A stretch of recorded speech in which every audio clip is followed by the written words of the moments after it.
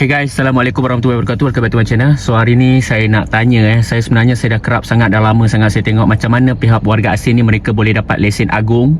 Macam mana mereka boleh dapat lesen agung tanpa ada lesen, membawa motosikal bekerja, okey, memotor rumput. Ni saya datang mereka lari.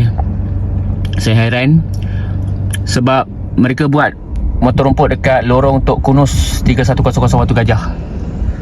Okey, yang saya hairan sebab helmet ni bukan helmet orang kita pakai tau. Helmet ni adalah warga asing. Saya takut warga Pakistan. Biasa warga Pakistan selalu pakai helmet macam ni. Dua orang, belah sana dengan belah sini. Okey, saya tak faham kenapa mereka boleh ada kekebalan.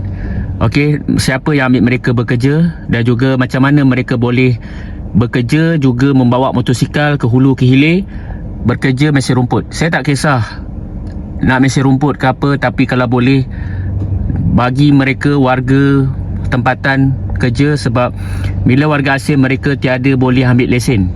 Yang saya pelik pihak berkuasa mana dan di mana undang-undang sekarang ni mengatakan pihak asing masih kebal boleh bawa motor tanpa ada lesen.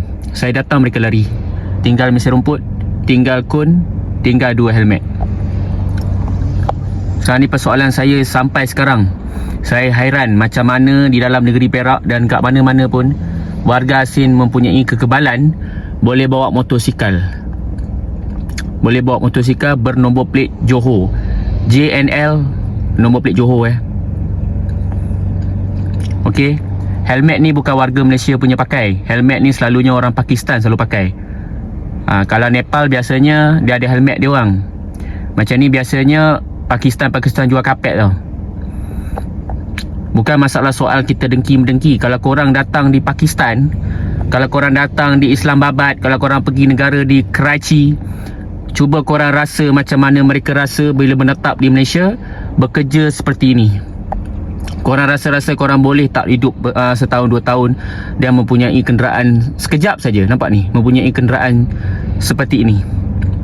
Cuba awak sebagai rakyat Malaysia berfikir, kalau awak duduk di Pakistan, boleh tak awak bekerja seperti ini dan awak boleh bebas dan juga pihak berkuasa tak ambil pot pun isu macam ni. Kalau betul pihak berkuasa ambil pot, mereka tidak boleh dan tidak bebas membawa kenderaan seperti ini.